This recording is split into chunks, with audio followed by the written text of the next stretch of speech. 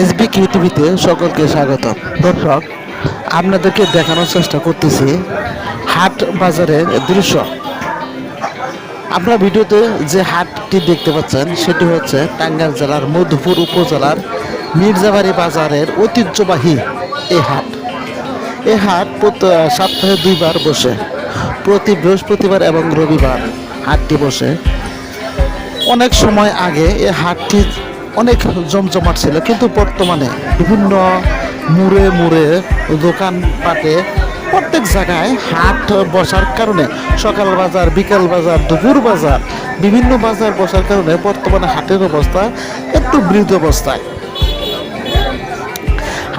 হাটের দিন বাদে মানুষের সমাগম মোটামুটি ভালো জমাট হয়।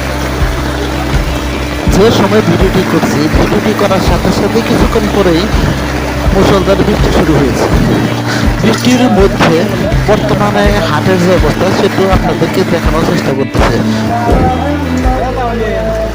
দর্শক, যে যেখান থেকে ভিডিওটি দেখছেন অবশ্যই কমেন্টে লিখে যাবেন এবং আপনাদের অঞ্চলের যে গ্রামের হাটগুলো আছে সেগুলো অবস্থা জানাবেন।